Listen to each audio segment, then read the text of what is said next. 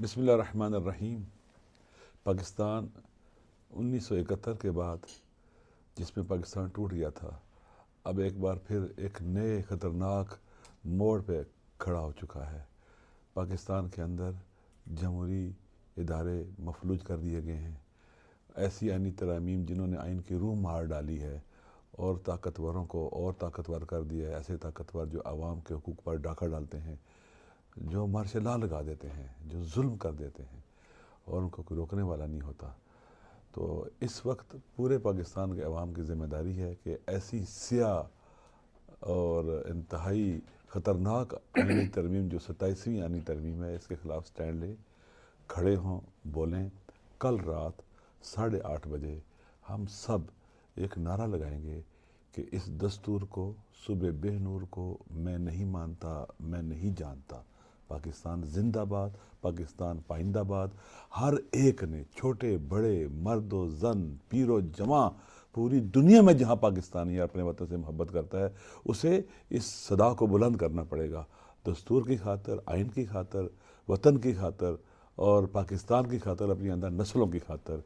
اس دستور کو، صبح بے نور کو میں نہیں مانتا، میں نہیں جانتا۔ پاکستان زندہ باد۔ بسم اللہ الرحمن الرحیم۔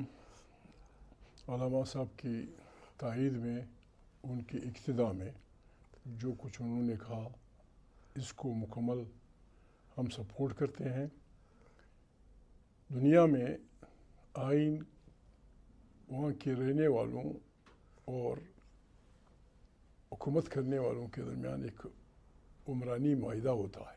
ہمارے آئین کے ساتھ جو کھلواڑ کھیلا جا رہا ہے، ہم سے کم مجھ سے تو کم سے کم 5 دفعہ یہ حلف لیا گیا ہے کہ ہم اس آئین کو کیا تحفظ کریں گے۔ آئین پہ ہماری اپنی پارلیمنٹ حملہ آور ہے۔ جب پارلیمنٹ ایک ڈیبیٹنگ سوسائٹی کی شکل اختیار کر لے، چونکہ پارلیمنٹ عوام کی نمائندہ ہے، عوام کی طاقت سے یہاں لوگ پہنچتے ہیں، ان کو کوئی درخور اعتنا نہیں مانتا، اس لیے ہم ڈائریکٹ عوام کے پاس جا رہے ہیں۔ عوام سے ویسے بھی لوگوں کے سوالات تھے کہ کب تاریخ شروع ہوگی۔ جس انداز میں وہ حملہ آور ہو رہے ہیں پارلیمنٹ کی طاقت پہ، اور جس انداز میں وہ بنیادیں ہلا رہے ہیں پاکستان کی اور جو آئین کی، ہمارے سوا اس کے سوا کوئی اور راستہ نہیں ہے کہ ہم تمام پاکستان کے وطن دوست جمہوری جس بھی پارٹی سے ان کا تعلق ہو اپیل کریں۔ جس طرح علامہ صاحب نے فرمایا، کل رات سے ہماری تاریخ شروع ہو جائے گی۔